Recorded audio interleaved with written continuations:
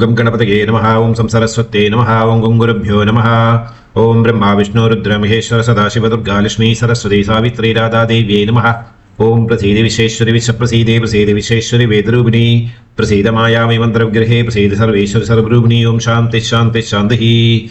ओं आनो भद्राः कृतवो इन्दु विश्वतः सदाशिवसमारम्भां शङ्कराचार्यमध्यमाम् अस्मदाचार्यपर्यन्तं वन्दे गुरुपरम्पराम्। सर्ववेदान्तसिद्धान्तगोचरं तमगोचरं गोविन्दं परमानन्दं सद्गुरुं प्रणतोऽस्म्यहम्। ஓம் ஸ்ரீ சத்குரு பரமாத்மனே நமஹ.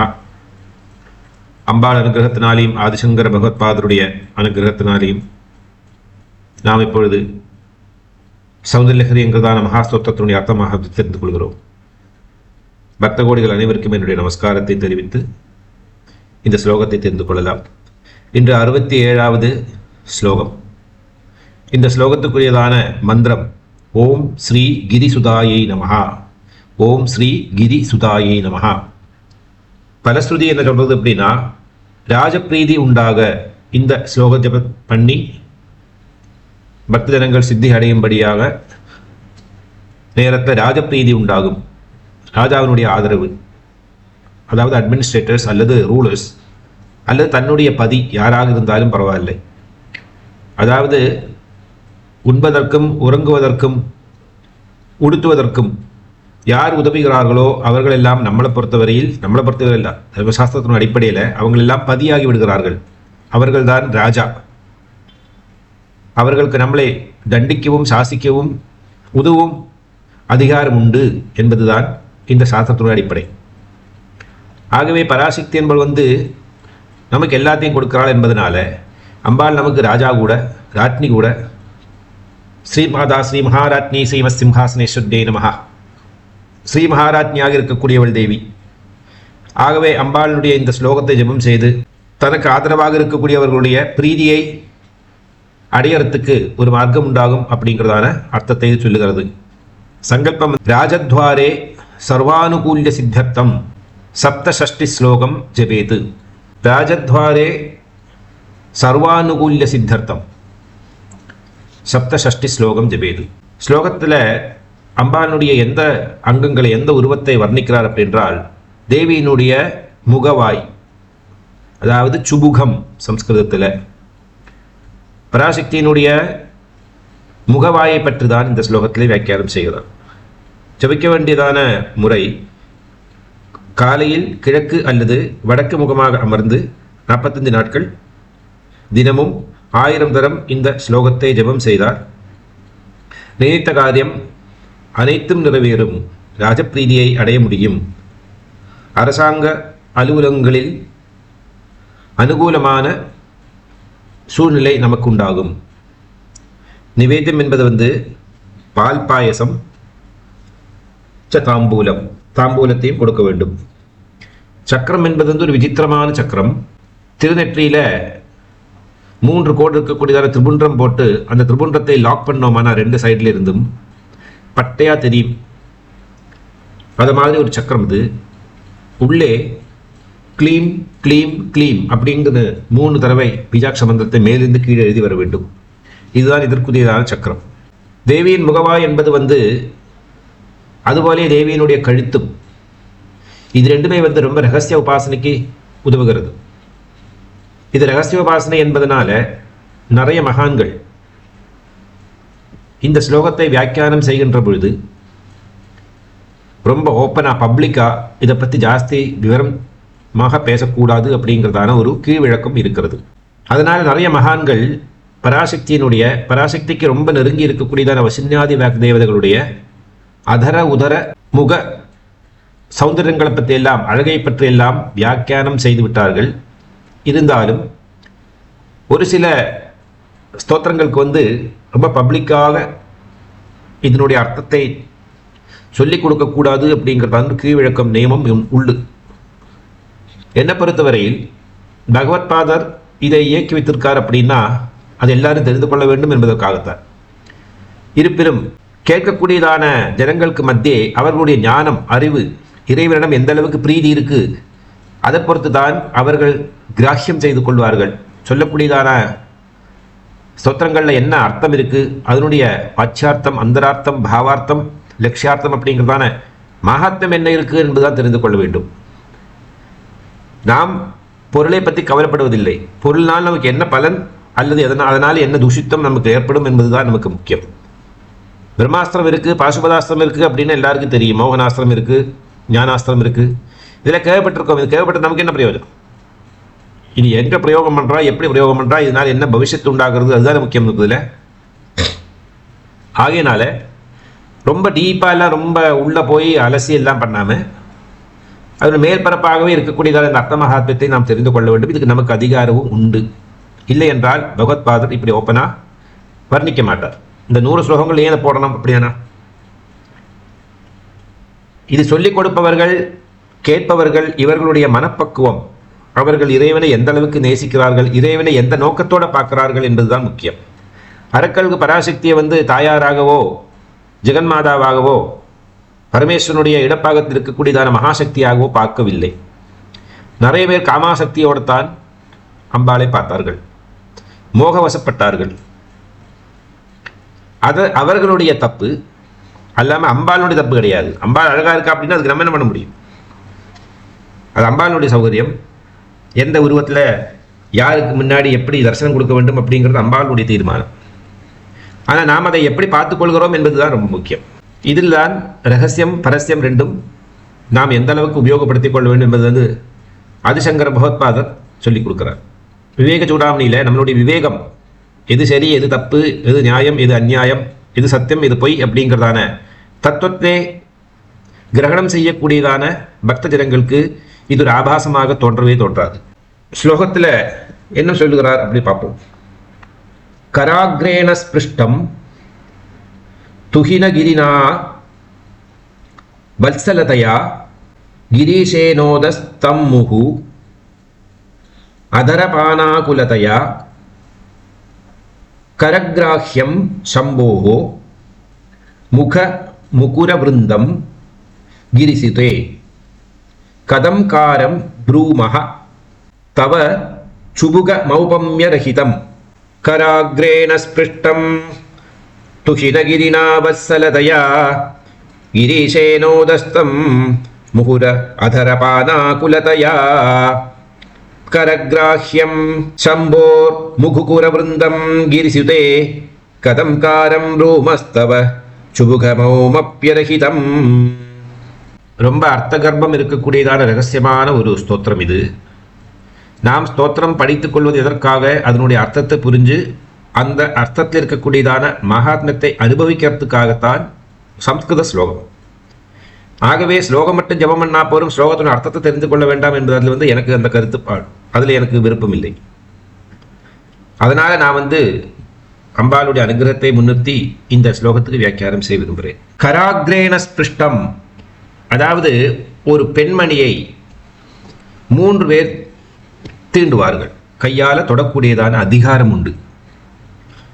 முதல்ல பெற்றோர்கள், தாய் தந்தைகள், அவர்கள் தங்களுடைய குழந்தைகளை அழைத்து குழந்தைகளுடைய இந்த தாடி, அதுதான் சுபுகம், தாடி, அநாகலித சாதிருஷ்ட சுபுகஸ்ரீ விதாதிதாயே நமஹா லலிதா சகஸ்ரநாமத்தில்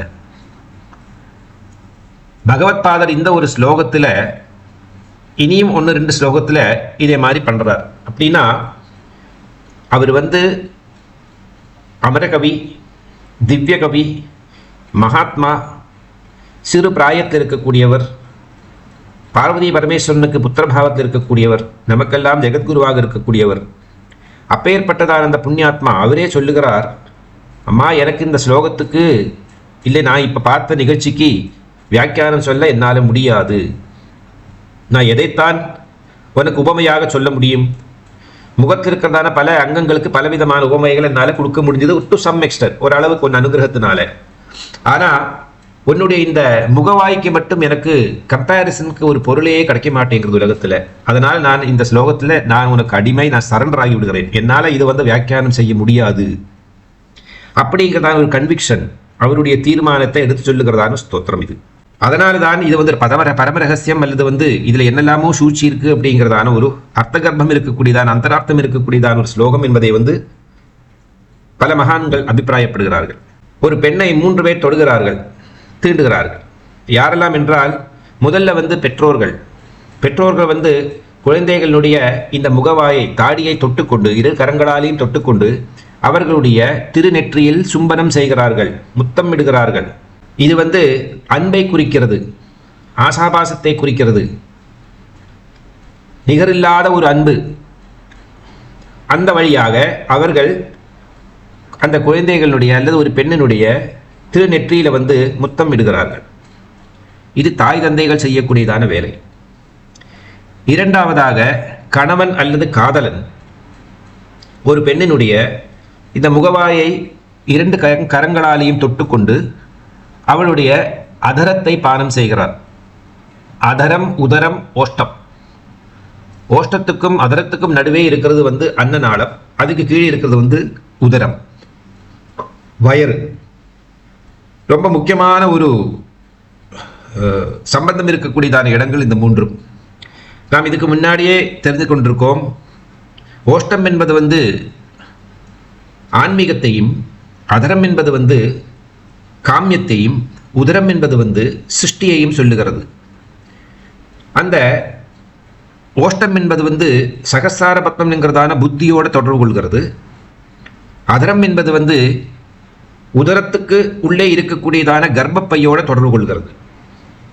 ஆகவே ஒருவர் அதரத்தை ஸ்பர்சனம் பண்ணி அந்த அதரத்தை பானம் செய்வதனால கர்ப்பப்பைக்குள்ள ஒரு கிரந்தி, ஒரு திரவியத்தை சுரக்குகிறது. அதனால் என்னாகும் அப்படின்னா, கர்ப்பப்பைக்குள்ள வரவேண்டிய இருக்கிறதான அந்த சுக்லசோனிதம் அப்படிங்கிறதான நாதபிந்துவனுடைய கலப்பு அது உள்ளே தங்கி அழகாக வளர்ந்து ஒரு குழந்தையாக வெளியே வரப்போகிறது அப்படிங்கிறதான ஒரு அறிகுறி இயற்கையாகவே மனிதர்களுடைய உடம்பில் நடக்கக்கூடியதான ஒரு கிரியை, ஒரு ஆக்ஷன். அதுதான் அதரபானம் என்பது. அதரபானம் என்பதற்கு நிறைய மீனிங் இருக்குது, இன்னும் மீனிங்லாம் இருக்குது. இப்போ ஒரிசா மாநிலத்தில் ஜெகநாதருக்கு அதரபானம் கொடுக்குற வழக்கம் உண்டு. சோமபானம் போல அதரபானம். நம்மளுடைய ஊர்லெல்லாம், சவுத் இந்தியாவிலெல்லாம் பஞ்சாமிர்தம் அப்படின்னு சொல்லுவார்களே, அது போலவே இருக்கக்கூடியதான ஒரு அமிர்தத்தை கொடுப்பார்கள். தாந்திரிக வழிமுறையிலையும் அதரபானம் உண்டு. அதை குருதி அப்படிங்கிறதான பேரில் தெரியப்படும். அந்த வார்த்தையை சொல்கிறதுக்கு தயங்க வேண்டும் அப்படிங்கிறது தந்திர சாஸ்திரம். ஏன்னா அந்த வார்த்தையை சொன்னாலே அந்த இடத்துல பல தேவதைகள் விடுவார்கள். அதனால் அதை பற்றி ஜாஸ்தி வியாக்கியானம் பண்ணல. இந்த இடத்துல இரத்த வர்ணத்தில் இருக்கிறது அந்த திரவியம். அதை காளிக்காகவும் தேவிக்காகவும் தந்திர விதி முறைப்படி பூஜா கர்மம் வழியாக அள்ளி அள்ளி அள்ளி கொட்டுகிறார்கள். மோட்சம் கிடைக்காத பலவிதமான ஜீவாத்மாக்களுக்கு மோட்சம் கிடைப்பதற்கு, அதாவது ஜீவாத்மாவுக்கு மோட்சம் என்பது நாம் நினைக்கக்கூடியதான சாயுஜ்ய பதவி கிடையாது. அவர்களுக்கு மோட்சம் என்பது திரும்பவும் ஒரு மனித ஜென்மா கிடைக்கிறது தான். நன்னா புரிஞ்சுக்கணும். இந்த இடத்துல செவ்வாய்க்கிழமை, சனிக்கிழமை ஆபத்து விபத்தில் மரணம் செய்ய அடையக்கூடியவர்களுக்கு ஒரு பூதப்பிரேத பிசாசத்துவம் அவர்களிடமிருந்து மாயாது. அந்த ஜீவாத்மாவுக்கு இந்த உரையை ஒட்டின்னு தான் இந்த சட்டையை, இந்த சொக்காயை போட்டுருந்தா ஊரெல்லாம் சுத்தணும். பூதப்பிரேத பிசாசம் என்கிறதான ஒரு ஆடை தான் அவர்களுக்கு கிடைக்கும். அப்பேற்பட்டதான பூதப்பிரேத பிசாசாதிகள் அவர்களுக்கெல்லாம் மோட்சம் கிடைப்பது என்றால் அவர்களுக்கு மனித உடம்பு திரும்ப கிடைக்கிறது தான் பெரிய மோட்சம். அவர்களை பொறுத்த வரைக்கும் மனித உடம்பில் இருந்து சாதனைகள் செஞ்சு இறைவனை யார் என்று புரிந்து கொண்டு அகம் பிரம்மாஸ்மிங்கிறதான அனுபவத்தை உணர்ந்துதான் இந்த ஜீவாத்மா கரையேற வேண்டும். அப்படிதான் சாலோக்கியம், சாமீபியம், சாரூபியம், சாயுஜ்யம் அப்படிங்கிறதான முக்தி பதங்களை அடைந்து இறைவனோட கலந்து கொள்ள வேண்டும். அல்லாமல் பிரேத பூதங்களுக்கெல்லாம் டைரெக்டாக இறைவனோட கலங்கிறது முடியாது. இதுதான் இருக்கிறதான பியூட்டி. ஆகவே ஒரு மனிதன் தன்னுடைய மனைவியை, தர்மபத்னியை அல்லது காதலியை கட்டி அணைத்து கொண்டு அதரபானம் செய்வதனால் என்னாகும் அப்படின்னா, கர்ப்பபாத்திரத்தில் இருந்து செல்லக்கூடியதான ஒரு குழந்தையை எடுத்து வளர்த்தி பெருசாக்கக்கூடியதான ஒரு தகுதி தன்மை அதில் ஏற்படுகிறது. இது தேவையா? தேவைதான். இதில் ஏதாவது ஆபாசம் இருக்கா? இல்லை. கர்ப்பப்பைக்குள்ளே இந்த சுரக்க வேண்டும். இதுக்குள்ளதான ரகசியம் என்ன அப்படின்னா, ஒரு சின்ன எக்ஸாம்பிள் தெரிஞ்சுப்போம். முன்னைய காலத்தில் என்ன விறகு அடுப்பு தான் எல்லா ஊர்லேயும். பல விறகு பலவிதமாக எரியும், பல வர்ணங்கள் எரியும், பலவிதமான புகையை உருவாக்கும், பலவிதமான அழுக்கை அது உருவாக்கும் இல்லையா? அந்த கார்பன் அழகான நல்ல பாத்திரத்தை தூக்கி வச்சோமான அப்படியே கரிப்பட்டி ஆயிடும் அந்த பாத்திரத்தினுடைய அடியிலாம். அதனால் என்ன ஆகும், அந்த பாத்திரத்திலே அந்த அழுக்கு போகவே செய்யாது. அதை தரணம் செய்வதற்கு ஒரு மார்க்கம் இருக்குது. என்ன அப்படின்னா, இந்த பானைக்கு மேலே விபூதி இருக்கு பாருங்க, பஸ்மம், சாம்பல், அது நல்லா தண்ணியில் குழைச்சி விபூதி இட்டுக்கிற மாதிரி இந்த பாத்திரத்தினுடைய சைடில் பூராவும் கீழே பூராவும் தடவி விட்டுவாது. அதன் பிறகு அந்த பாத்திரத்தை அடுப்பில் ஏற்றி வச்சு சமையல் பண்ணி முடித்த பிறகு அதை அலுமி விடுறதுக்கு சும்மா கொஞ்சம் தண்ணி விட்டு ஜெர்சி அலுமினா பெரும் பழையபடி அழகாக பளபளபளான்னு இருக்கக்கூடியதான பாத்திரமாகவே இருக்கும். அதுபோல கர்ப்ப பாத்திரத்துக்குள்ள பிரவேசம் பண்ணி வளர்ந்து பெருசாக வேண்டியதான அந்த புரூணத்துக்கு, அந்த குழந்தைக்கு, அந்த சின்ன அந்த ஆத்ம தத்துவத்துக்கு, ஆத்ம பிண்டத்துக்கு ஆக்சுவலி அதுக்கு ஒரு உத்தாசையாக செய்யக்கூடியதான ஒரு லூப்ரிகேஷன் அதரபானம் வழியாக நடக்கிறது அப்படிங்கிறதான ஒரு ரகசியம் இருக்குது. இது வந்து கணவன் அல்லது மனைவி, கணவன் அல்லது வந்து காதலன் தன்னுடைய மனைவியை அல்லது தன்னுடைய காதலியை அணைத்து செய்யறதான ஒரு கிரியை. இப்படி இரண்டாவது தடவை ஒரு பெண்ணை ஒரு மனிதன் தொடர்றதுக்குள்ளதான அதிகாரம்.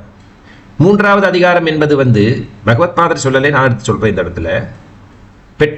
பெற்றவர்களுக்கு குழந்தைகள் தான் எல்லாமே. அந்த குழந்தைகள் வந்து தாய் தந்தையை கட்டி அணைத்து அவங்களுக்கு இன்ன இடம் அப்படிங்கிறதான ஒரு பரிமிதி இல்லாமல் பூர்ண சுவாதந்திரத்தோட எங்கே வேணால் கட்டிப்பிடித்து முத்தம் கொடுக்கக்கூடியதான அதிகாரம் குழந்தைகளுக்கு உண்டு. தாய் தந்தைகளை கட்டி அணைத்து நெற்றியில், காதில், மூக்கில், வாயில், கன்னத்தில், உடம்பில் எங்கே வேணால் அவங்களை வந்து கட்டி அணைத்து அம்மா அம்மா அம்மா அம்மா அம்மா அம்மா சொல்லி பருகிறார்கள். இப்படி 3 பேர் தான் ஒரு பெண்ணை தொடுவதற்கு அதிகாரம் இருக்கக்கூடியவர்கள். பின்னே காலத்தில் அது மட்டுமில்லை, காமசாஸ்திரத்திலே சொல்லுகிறது, ஒரு பெண் வயதுக்கு வந்து விட்டார்களானால் அவளை சகோதரனும் தந்தையும் கூட தொடக்கூடாது. பெற்ற தாய் அல்லது மூத்த சகோதரி அல்லது இளைய சகோதரி மட்டும்தான், ஒரு பெண் மட்டும்தான் அவளை தொடுவாள். இது ஒரு நியமம். இதில் நிறைய இந்த டிஎன்ஏ கான்செப்ட்ஸ் இருக்கு. என்னை பொறுத்தவரையில் டிஎன்ஏ மனசா வாச்சா கர்மனா அப்படிங்கிறதான 3 மார்க்கத்தில் பிரவேசம் செய்கிறது. அதில் வந்து வாசமாகவும் மானசீகமாகவும் நடக்கக்கூடியதான பரிணாமம் என்பது வந்து ஸ்பிரிச்சுவல். காய்கமாக செய்யக்கூடியதான டிஎன்ஏ கான்செப்ட் தான் பயாலஜிக்கல். ஆன்மீகம் வழியாகவும் பௌதீகம் வழியாகவும் நாம் நம்மளுடைய உடம்பில் வந்து பலவிதமான மாற்றங்களை உருவாக்குகிறோம். இதற்கெல்லாம் காரணம் நம்மளுடைய பிறவி. நமக்கு இறைவன் கொடுத்ததான இந்த உடம்பு, இறைவன் தாய் தந்தையினுடைய உருவத்தில் வந்து நமக்கு கொடுத்ததான ஒரு கிஃப்ட் இது இந்த உடம்பு. அப்படி 3 பேர் வந்து ஒரு பெண்ணை தீண்டுவதற்கு தொடுவதற்கு அதிகாரம் உண்டு. பல கோவில்களில் வந்து சிவலிங்கத்தை எல்லாருக்கும் தொடக்கூடியதான அதிகாரம் கிடையாது, தீண்டத்துக்குள்ளதான அதிகாரம் கிடையாது. குறிப்பிட்ட சிவாச்சாரியர்களுக்கு மட்டும்தான் இறைவனை தீண்டி பூஜை செய்யக்கூடியதான பாக்கியம் உள்ளது. எதர்ச்சியாக இன்னைக்கு காலையில் நான் தியானம் செய்கிற நேரத்தில், அம்பாள்கிட்ட பேசிட்டு இருக்கிற நேரத்தில், மணித்தீபத்தில் போய் அம்பாளுடைய பூசாரியாக எனக்கு வேலை போட்டு கொடு, சம்பளம் வேண்டாம், நிஷ்காமியமாக பண்ணறதுக்குள்ளதான ஒரு மைண்ட் செட் மட்டும் எனக்கு கொடுத்தா புரியும், அதுதான் எனக்கு கொடுக்குதான் சம்பளம். ஏன்னா என்னுடைய மனசு சஞ்சலப்படக்கூடியது, என்னுடைய புத்தி கான்ஸ்டண்ட்டாக ஒரு இடத்துக்கு கான்ஸ்டண்ட்டாக இருக்காது. இது பல இடங்களில் ஓடும், பலதுக்கு பின்னாடி நடக்கும். காமக்ரோத லோபவாசங்களுக்கு அடிமையாக வாழக்கூடியதான ஒரு எருமக்கடாவாட்டமாக இருக்கேன். அதனால் எனக்கு இதில் இதெல்லாம் தப்பிக்கிறதுக்கு மார்க்கம் மணித்தீபத்தில் வந்து உனக்கு சாஷ்டாங்கம் டெய்லி பூஜை பண்ணுறதுக்குள்ளதான ஒரு வேலை, அது போட்டு கொடுத்தா போதும், சம்பள வேலைன்னு கொடுக்க வேண்டாம், உமா காப்பியில் நான் பார்த்துக்கிறேன். அதுபோல் அப்படி தான் அம்பாவை தொட முடியும். இப்போது சோட்டானிக்கர் பகவதி இருக்கா தேவி, அருவுருவமான உருவம் தேவிக்கு. அங்கே சிலை கிடையாது, அந்த வெட்டுக்கல் சொல்லுவா அந்த ஊரில் புற்றுமன் போல இருக்கக்கூடியதான ஒரு உருவம் தான். ஆனால் அதுக்கு மேலே வந்து சொன்ன கவசம் எல்லாம் சாத்தி ரொம்ப அழகாக ஒரு தேவி உட்காந்துருக்கா மாதிரிலாம் பண்ணி வைப்பா. அந்த அம்பாளை தொட முடியாது யாராலையும். அந்த பூஜாரியால் மேல் சாந்தியால் மட்டும்தான் அந்த விக்கிரகத்தை தொட முடியும். அதுபோலவே எல்லா கோவில்கள்லையும் அந்த முக்கியமாக பூஜாரிக்கு மட்டும்தான் விக்கிரகத்தை தொடக்குள்ள அதிகாரம். மற்றவங்களுக்கெல்லாம் பக்கத்தை ஒத்தாசை செய்யலாமே தவிர தொட முடியாது. அதுபோலவே குருவாயூரப்பன் பகவான் விஸ்வஸ்வரூபமான உருவத்தை பூஜை செஞ்சவர். நந்தகோபர், யசோதாமா இவங்க பூஜை பண்ணதான விக்கிரகம். அவங்க குடும்பத்தில் அதுக்கு முன்னாடி இருக்கிறதால பூஜை பண்ணவா. இப்படியெல்லாம் பலவிதமான மகத்துவம் இருக்கக்கூடியது. 5200 வருஷங்களுக்கு மேலே பழக்கம் இருக்கக்கூடியதான அந்த விக்கிரகம். அது இன்றும் வெண்ணெயில் கை வச்சா எப்படி இருக்குமோ அப்படி இருக்குமா அந்த விக்கிரகம்.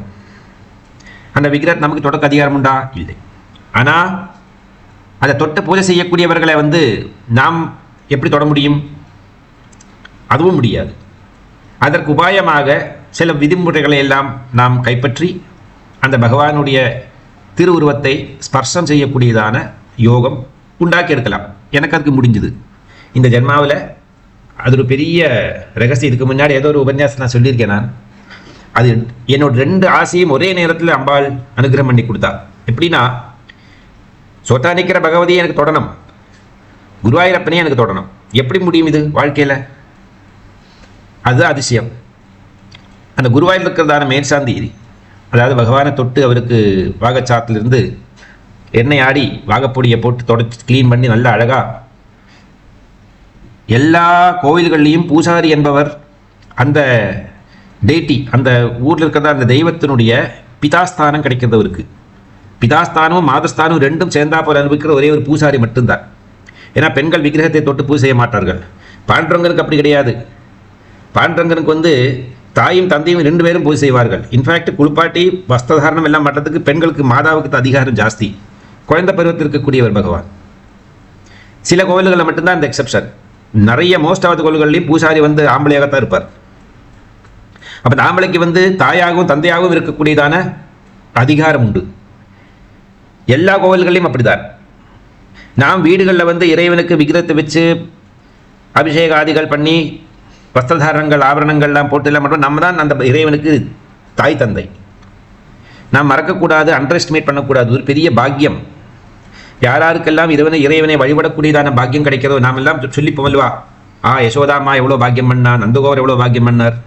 7 புவனங்கள் படைத்தவனை, அந்த தாயே யசோதா அப்படிங்கிறதான பாட்டில் வந்து பல கோடி யுகங்கள் வந்து மகர்ஷிகள் தபம் பண்ணினாலும் தன் கண் முன்னே தரிசனம் கொடுக்காத அந்த இறைவனை தொட முடியாத அளவுக்கு இருக்கிறதான அந்த தெய்வத்தை வந்து நீ இப்படி கைகட்டி வாய்வொத்தி அழ வைக்கிறையே அம்மா அப்படின்னு அந்த பாட்டில் சொல்லுகிறது. அதையில நம்ம ரொம்ப பெருமைப்பட்டு ஆசைப்பட்டு தெரிஞ்சுக்கிறோம் அல்லவா? அது நமக்கும் இந்த ஜென்மாவில் இப்பவே பண்ணலாம். தடத்தடாலும் ஓடி போய் வேகமாக ஒரு கிருஷ்ணனுடைய விக்கிரகத்தை வாங்கிட்டு வாங்கும். ஒரு குட்டி பாப்பா சைஸ் இருக்கிறதான ஒரு பாண்டரங்கனுடைய விக்கிரகம், அல்லது கிருஷ்ண பரமாத்மாவோட ஒரு சின்ன விக்கிரகத்தை வாங்கி ஆற்றுல வச்சுட்டு ஒரு பிளேட்டுக்கு மேலே அந்த பகவானை வச்சு நல்லா சுத்த ஜலம், பால், தயிர், நெய், அப்புறமா வந்து தேன், இதெல்லாம் போட்டு நல்லா அபிஷேகத்தை பண்ணி நல்லா பகவானுக்கு ட்ரெஸ் பண்ணி விட்டு யசோதாமா எவ்வளோ டைம் எடுத்து கிட்டத்தட்ட 1 மணி நேரம் 3/4 மணி நேரம் எடுப்பலாம் பகவான் கிருஷ்ணனுக்கு வந்து அலங்காரம் பண்ணுறதுக்கு. ஒரு முகூர்த்தம் அப்படின்னு சொல்கிறார், 48 நிமிஷம். அது எல்லாத்தையும் கவனிக்கிறார். அந்த கர்லிங் ஹேர் இருக்கு பாருங்க, சுருட்ட முடி, அதிலிருந்து ஆரம்பித்து படிப்படியாக பகவானுக்கு காலில் போட்டிருக்கக்கூடியதான பாதஸ்தரம் வரைக்கும் முத்தா பார்த்து அழகுபடுத்தி குழந்தைய வெளியில் விடுறா. செஞ்சு இப்போ உள்ள வாசல் உட்காரு கொஞ்ச நேரத்துக்கு.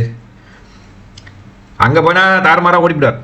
பட் அந்த அன்பு அவ்வளோ அழகாக அந்த பகவானை ட்ரெஸ் பண்ணி உட்காத்தி வைக்கிறார். அதுபோல் இந்த சமயபுரம் பார்த்துருக்கீங்களோ நீங்கள்? அழகு சொட்டும் அந்த தேவிக்கு. சமயபுரம் மாரியம்மன் அழகுன்னு அப்படி ஒரு அழகு. அந்த விக்கிரகத்து பக்கத்திலே போகிறது கஷ்டம், அவ்வளவு பவர், தேஜஸ். இப்பேற்பட்டதான விக்கிரகங்கள் எல்லாம் நமக்கு தொட அதிகாரம் கிடையாது. குறிப்பிட்ட சிலருக்கு மட்டும் தொட அதிகாரம் உண்டு. அதுபோல எல்லாத்துக்கும் அதிகாரம் இல்லை. குறிப்பிட்ட விஷயங்களுக்கு மட்டும்தான் அதிகாரம். ஒரு பதிவிரதையான சுமங்கலியை வந்து தன் கணவன் தான் தொட வேண்டுமே தவிர வரவாபவாலாம் தொடக்கூடாது. அதிகாரம் இல்லை. எனக்கு தெரிஞ்ச என்னுடைய ஒரு ப்ரீவியஸ் கம்பெனியில் பாம்பே வேலை பண்ணுற டைமில் எனக்கு ஒரு பாஸ் இருந்தார். அவருடைய தாய் கொஞ்சம் கண்ணு காணாது, பாவம், வயசாயாச்சு, நோய். இருந்தாலும் எந்த மெயில் டாக்டர்கிட்டையும் போக மாட்டா, புருஷ டாக்டர்கிட்ட போக மாட்டா. புருஷனை அவங்கள தொடக்கூடாது, ஈவன் பையன் கூட தொடக்கூடாது அந்த வயசில். இமேஜின் பண்ணி பாருங்க, அவங்களுடைய உடம்பை அப்படி காப்பாற்றி வந்திருக்கா.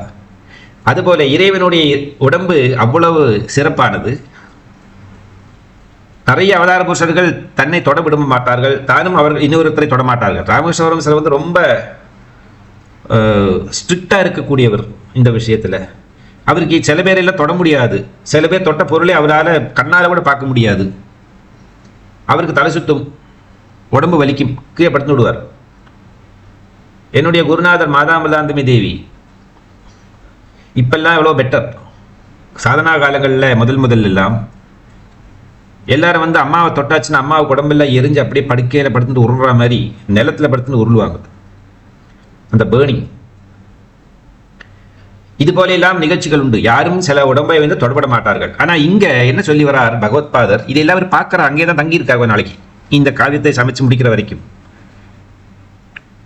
அதுல என்ன பண்றாரு அப்படின்னா, இந்த 3 விதமானவே தொடுகிறார்களே, பெற்றோர்கள் குழந்தைகளை அந்த சுபகத்தில் கையை வைத்துக் கொண்டு நெற்றியிலே சும்பனம் செய்கிறார்கள். கணவன் அல்லது காதல் என்பவன் வந்து இந்த சுபகத்தில் கரங்களை வைத்துக்கொண்டு அவருடைய அதரத்தை பானம் செய்கிறான். குழந்தைகள் வந்து தாய் தந்தைகளை எந்த இடத்துல வேணாலும் கட்டி அணைத்துக் கொண்டு சும்பனம் செய்கிறார்கள். இந்த 3 வித்தியாசத்தை நாம் பார்க்க வேண்டும் இந்த இடத்துல. அதுபோல முதல் என்ன சொல்லுகிறார் அப்படின்னா, பராசக்தியை வந்து கிரிசுதே அப்படின்னு அழைக்கிறார். கிரிராஜன் ஹிமவானுடைய புத்திரி, பர்வதராஜ புத்திரி அப்படின்னு அழைக்கிறார்.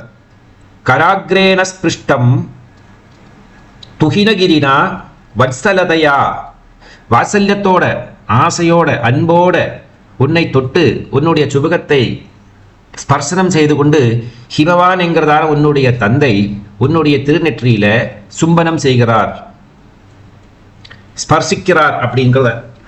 அடுத்ததாக கிரீசேனோதஸ்தம் முஹு, பரமேஸ்வரனால உன்னை திரும்பவும் உன்னை தொட்டுக்கொண்டு பரமேஸ்வரன் என்ன பண்றார், அதரபானாகுலதையா, அதரபானத்துக்காக உன்னுடைய வெக்கத்தினாலையும் அச்சத்தினாலையும் நாணத்தினாலையும் ஒரு பெண் வந்து கணவனுக்கு முன்னாடி தலை நிவர்த்தி நிற்க மாட்டாள், தலை குனிந்து நிற்பள். இதுதான் பழக்க வழக்கம். தலை குனிஞ்சு நிற்கிற நேரத்தில் தலைமுடியை கூட காமிச்சு கொடுக்க அளவுக்கு அது வீல்டு அப்படின்னு சொல்லுவாலே, அதை ஒரு போட்டுக்கிறது. அந்த தலைமுடியை கூட ஒரு துணியால் மறைச்சிட்டு இருக்கக்கூடியதான ஒரு லஜ்ஜாபாவம், லஜ்ஜா ரம்பாதி வந்திதாயே நமஹ லலிதா சஹஸ்ரநாமத்தில் வைக்கணும். அப்படி தலை குனிந்து நிற்கக்கூடியவளை தன்னுடைய 2 கரங்களாலையும் தாங்கிண்டு பரமேஸ்வரன் அம்பாளுடைய அந்த சுபுகத்தை மேலே உயர்த்தி பிடிக்கிறார். அப்புறமா வந்து அதரத்தை பானம் செய்ய போகிறார். எதற்காக அப்படின்னா, சிவம் என்கிறதான புருஷத்துவம், சக்தி என்கிறதான ஸ்திரீத்துவம் வழியாகத்தான் இந்த பிரஜை உத்பாதனம் செய்ய வேண்டும். பிரபஞ்சத்தில் வந்து நிறைய மக்களை உருவாக்க வேண்டும். பிரபஞ்ச சிருஷ்டியில நிறைய விஷயங்களை சிருஷ்டி செய்ய வேண்டும். மனிதர்களை மட்டுமல்ல, 84 லட்சம் ஜீவராசிகளை சிருஷ்டி செய்து அவர்களை பரிபாலனம் செய்ய வேண்டும். இதனுடைய பொறுப்பு யாருக்கு? குக்ஷியில் சுமக்காமல் கோடி லட்சம் உயிர்கள் மீண்டாய் ரட்சிக்க வேண்டும் அம்மா, அம்மம்மா ரட்சிக்க வேண்டும் அம்மா. பித்துக்குளி முருகதாஸ் பாடுவார் இந்த பாட்டு. அம்மா அம்மா தாயே அகிலாண்டேஸ்வரி நீயே, அன்னபூர்ணேஸ்வரி தாயே, ஓம் ஆதி பராசக்தி நீயே அம்மம்மா. பிரபஞ்ச சிருஷ்டியை உருவாக்குவதற்கு அம்பாளுடைய உதரம்தான் இந்த பூலோகம், இந்த பிரபஞ்சம். அது உள்ளதான் பலவிதமான ஜீவராசிகள் பிறக்குகிறது. அதற்காக பரமேஸ்வரன் என்பவர் வந்து இந்த தாந்திரிக வழிவாக இருக்கிறதான இந்த கிரியை, இந்த கர்மாவை செய்கிறார் அப்படிங்கிறதான் அர்த்தம் எடுத்துக்கணுமே தவிர, சாதாரணமாக ஒரு ஆணும் பெண்ணும் கட்டுப்பிடிச்சுட்டு முத்தா கொடுக்கறது இதெல்லாம் இந்த மாதிரிலாம் விவகாரத்தை பற்றிலாம் இங்கே பேச்சே இல்லை. இது ஆன்மீக சப்ஜெக்ட், எல்லாமே ஆன்மீக வடிவமாகத்தான் இருக்கும். இங்கே டபுள் மீனிங் எழுதக்கூடியதான ஒரு 4th கிரேடு கவி கிடையாது பகவத்பாதர். இதையும் நாம் மனசில் வச்சுக்கணும் எப்பவுமே. 2, இதுல இருந்து அச்சமான நான் வந்து பார்க்கறதுக்கு அவசியம் கிடையாது. ஒரு கணவனுக்கு மனைவிக்கும் அது அவங்களுடைய அதிகாரம், அது யோகியதை இருக்கு அவங்களுக்கு இல்லவா? அப்ப அதரபான ஆகுலதா, அதரபாதனம் செய்ய வேண்டும் என்பதற்காக தலைகுனிந்து இருக்கக்கூடியதான அம்பாளுடைய அந்த கழுத்தோடு சேர்ந்து இருக்கிறதான அந்த சுபுகத்தை, முகவாயை அப்படி ஒசத்தி பிடிக்கிறாராம். அவருடைய கரத்தினாலேயும் உன் உடம்பு தீண்டப்பட்டது, உன்னுடைய தந்தையான கிரிராஜனாலேயும் உன்னுடைய உடம்பு தீண்டப்பட்டது. ஆனா கரகிராஹ்யம் சம்போகோ, சம்போனுடைய இந்த கரகிராஹ்யம், உலகத்துல இறைவனுடைய கரஸ்பர்ஷம் கிடைக்குமா? கிடைக்க ரொம்ப ரேயர். பாதஸ்பர்சம் கிடைச்சிருக்கு நிறைய பேருக்கு. தீக்ஷா, பாத தீட்சை கொடுத்துருக்கார் பகவான். நாயன்மார்களுக்கெல்லாம் நிறைய உபகாரம் பண்ணியிருக்கார், அனுகிரகம் செஞ்சிருக்கார். நமக்கும் கிடைக்கிறது வந்து இறைவனுடைய கரஸ்பர்ஷம் கிடையாது, பாதஸ்பர்ஷம் தான் கிடைக்கும். எப்படின்னா, பகவானுடைய பாதங்களை அர்ச்சனை பண்ணிட்டு தான் அந்த புஷ்பத்தை தான் அந்த பூசாரி நமக்கு பிரசாதமாக கொடுக்கிறார். அவருடைய பாதத்தில் பட்டுதான் நமக்கு கிடைக்கும், கரத்தில் பட்டு நமக்கு கிடைக்கிற ரொம்ப ரேயர். அபிஷேக ஜலம் ஒன்று மட்டும்தான் அபிஷேக பொருள்கள் ஒன்று மட்டும்தான் அவருடைய கரம் பட்டு நமக்கு கிடைக்கும். அதனால் அபிஷேக தீர்த்தமும் பாதத்தில் பட்டிருக்கக்கூடிய புஷ்பங்களையும் சூடிக்கொள்வதனால நாம் இறைவனுடைய பூர்ண அங்கம் பூராவும் பட்டதான பொருள்களை நாம் பிரசாதமாக எடுத்துக்கொண்டு நாமளும் தன்யனாகிறோம். நம்முடைய உடம்பை தன்யமாக்குறது. அதற்கான எலிஜிபிலிட்டி என்ன?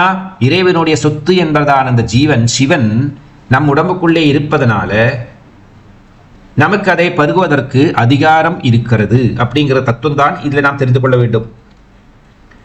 பிறகு முகுர விருந்தம் கிரிசுதே, உன்னுடைய முகம் என்பது கண்ணாடிக்கு சமம். எப்பேற்பட்டதான கண்ணாடி? பத்மராகம் போன்றதான கண்ணாடி. கண்ணாடியில் எல்லாம் பிரதிபலனமாக தெரியும் அல்லவா? அதுபோல இங்கே பத்மராகம் என்பதான ரத்னக்கல்லுனால பண்ணினதான ஒரு கண்ணாடி எப்படி இருக்குமோ அப்படி இருக்கு உன்னுடைய அந்த முகம். அந்த முகத்தில் உன்னுடைய ஞானம், அறிவு, சக்தி என்கிறது ஓஜஸ், தேஜஸ், ஆயஸ், வர்ச்சஸ், மேதஸ் அப்படிங்கிறதான சர்வ யசஸ்களும் சேர்ந்திருக்கக்கூடியதான அந்த திருமுகம் பளபளன்னு ஜொலிக்கிறது. அந்த ஜொலனம் இருக்கக்கூடியதான அந்த திருமுகத்தை தான் தன்னுடைய கண்களால பரமேஸ்வரன் பார்க்கிறார். கதம்காரம் ப்ரூமுகு, இதை நான் எப்படி தான் வர்ணிக்க முடியும்? இந்த விஷயத்தை ஒரு லிமிட்டுக்கு மேலே இந்த வார்த்தையே வரமாட்டேங்கிறதே வாயினால. நான் எப்படி எதை சொல்லுவேன்? என்னெல்லாமோ என்னால் வர்ணிக்க முடிஞ்சது, சொல்ல முடிஞ்சது, தெரிஞ்சுக்க முடிஞ்சது. ஆனால் இந்த ஒரு சௌந்தரியத்தை என்னால் சொல்ல முடியறது இல்லையம்மா அப்படிங்கிறார்.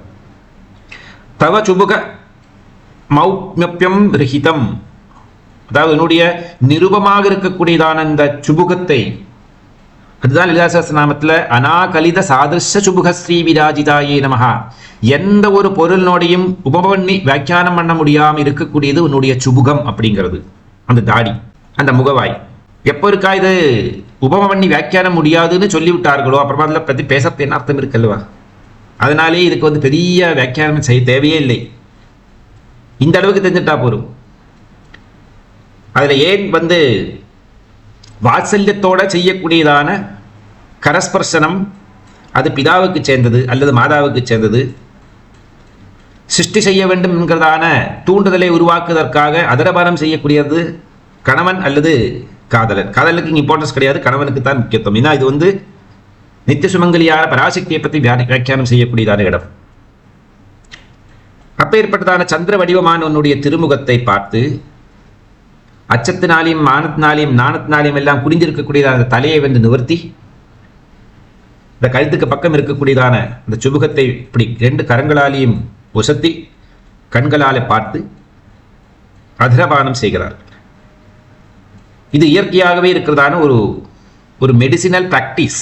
எனக்கு இதுக்கு மேலே இதை பற்றி வர்ணிக்கிறதுக்கு முடியாது, இந்த மாதிரி இடங்கள்லாம் பற்றி சொல்ல முடியாது. அதனால் நான் I will take a back seat.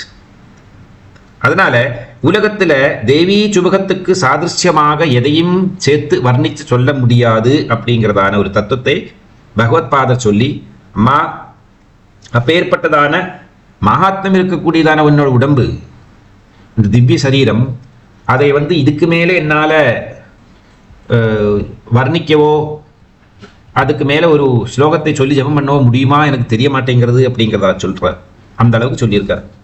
நாமளும் சக்தியை இந்த ஸ்லோகம் தம்பதிகள் சேர்ந்து சொல்ல வேண்டும் அப்படிங்கிறதான ஒரு நிபந்தனை, ஒரு கண்டிஷன் உண்டு. தனியாக சொல்லக்கூடாது இந்த ஸ்லோகத்தை. கணவன் மனைவி இருவரும் சேர்ந்துதான் இந்த ஸ்லோகத்தை ஜெபம் செய்ய வேண்டும். அப்படியானால் சகலவிதமான வசியத்துவம் அவர்களிடம் ஏற்படும். ரொம்ப முக்கியமான வசியத்துவம் யாரிடம் இருக்க வேண்டும்? கணவனுக்கு மனைவியிடவும், மனைவி கணவனிடவும் வசியத்துவம் இருக்க வேண்டும். இந்த திருமணங்களில் தசப்பொருத்த சோதனா அப்படின்னு 10 பொருத்தங்களை பற்றி பார்த்து வைக்க. அதில் வசிய பொருத்தம்ங்கிறது ஒரு பொருத்தம் உண்டு. மகேந்திர பொருத்தம், வசிய பொருத்தம். மகேந்திர பொருத்தம் என்பது தாலி பாக்கியத்தை சொல்லும். வசிய பொருத்தம் என்பது அவர்கள் ஒருத்தருக்கு ஒருத்தர் விட்டு கொடுத்து அன்பை இன்போடு வாழக்கூடியதான ஒரு யோகத்தை உருவாக்குறதான ஒரு சூழ்நிலை ஏற்படுத்தும். இப்படியெல்லாம் அர்த்தம் இருக்கு. ஆகவே கணவனுக்கு மனைவி வசியமாக வேண்டும், மனைவிக்கு கணவன் வசியமாக வேண்டும். உலகத்தில் இருக்கிறவா யாராவது வசியமான அதனால பிரச்சனைகளும் ப்ராப்ளம் தான் உருவாகும். அது பிரயோஜனம் இல்லாமல் போய்விடும். ஆகவே பகவத்பாதர் சொல்கிறார், நாம் எல்லாம் அம்பாளிடம் வசியமாக வேண்டும். அம்பாள் நமக்கு வசியமாகிறதுக்கு நிறைய காட்டி கொடுத்துருக்கா. அம்பாளுடைய திருவுருவத்தினுடைய அழகு, விபூதி மகாத்மிய ரகசியங்கள், சக்தியினுடைய உதவுகின்றதான அந்த சத்குணம், கருணா சமுத்திரமாட்டமாக இருக்கக்கூடியவள், எப்பொழுதுமே சிவனோடு சேர்ந்து தம்பதிகளாகவே காட்சி அளிக்கக்கூடியவள், பலவிதமான மார்க்கத்தில் அம்பாளை நாம் அட்ராக்ட் பண்ணிக்கிறதுக்காக உபாயங்களை தேவியே சொல்லி கொடுத்துருக்கா. தேவியினுடைய ரெப்ரசன்டேட்டிவான ஆத்தரைஸ்ட் ரெக்கக்னைஸ் ரெப்ரசன்டேட்டிவ்ஸான மகாத்மாக்கள் காளிதாசர், ஆதிசங்கர பகவத்பாதர், ஸ்ரீகண்டேஸ்வர், நிறைய மகாத்மாக்கள், போஜராஜா, இவர்களெல்லாம் கூட நிறைய இந்த மாதிரி அம்பாளுடைய வியாக்கியானங்களை சொல்லி சொல்லி சொல்லி சொல்லி நம்மளை எல்லாம் அட்ராக்ட் பண்ண வச்சாச்சு. இனிமே நம்மளை இறைவனுக்கு அட்ராக்ஷன் ஆக வேண்டும். இறைவனை நமக்கு அட்ராக்ஷன் பண்ணிக்கிறதுக்கு நிறைய மார்க்கங்கள் சொல்லி கொடுத்துருக்கா. அதெல்லாம் ஃபாலோ பண்ணலாம். நல்லா பஜனை பண்ணா போரும், நல்லா நாமஜபம் பண்ணா போரும், நல்லா மெடிடேட் பண்ணா போரும், நல்லா ஸ்லோகம் ஜெபிச்சா போரும், பரோபகாரம் பண்ணா போரும். இதெல்லாம் பண்ணுறதுனால இறைவனை நம்ம அட்ராக்ட் பண்ண முடியும். நாம் இறைவனை அட்ராக்ட் பண்ணுறதுக்கு பகவானுடைய புராணங்கள், கதைகள், சமத்கார், உபகார ஸ்மரணை இதெல்லாம் இருக்கு ஒரு பக்கம். இப்படி நமக்கும் இறைவனுக்கும் இருக்கக்கூடியதான ஒரு நேச்சுரல் பாண்டிங், ஒரு அட்ராக்ஷன்ஸை கிரியேட் பண்ணுறது தான், இந்த பிரிட்ஜை தான் பகவத் பாதர் இங்கே ஸ்லோகம் வழியாக போட்டு கொடுத்துருக்கார். ஆகவே பக்தர்கள் எல்லாருமே பராசக்தியை அன்போட இன்புற்று பார்த்து சக்தியினுடைய அனுகிரகத்தை பெற்றுக்கொள்வதற்காக அம்பாளுக்கு ரொம்ப பிரியமாக இருக்கக்கூடியதான ஸ்தோத்திர பாராயணம், கீத பாராயணம் போன்றதான உத்தமமான புண்ணிய செயலான கர்மாக்களை செய்து அம்பாளுடைய அனுகிரகத்தை வாங்கிக் கொள்ள வேண்டும் என்பதுதான் பகவத்பாதருடைய நோக்கம். கராக்ரேண ஸ்பிருஷ்டம் துஹினகிரினா வத்சலதயா கிரீஷேனோதஸ்தம் முகுர அதரபானாகுலதயா கரக்ராஹ்யம் சம்போர் முக குரபிருந்தம் கிரிசுதே கதம் காரம் ப்ரூமஸ்தவ சுபுக மௌமப்யரஹிதம். சர்வம் ஜெகதம்பார்ப்பணமஸ்து. ஹரி ஓம்.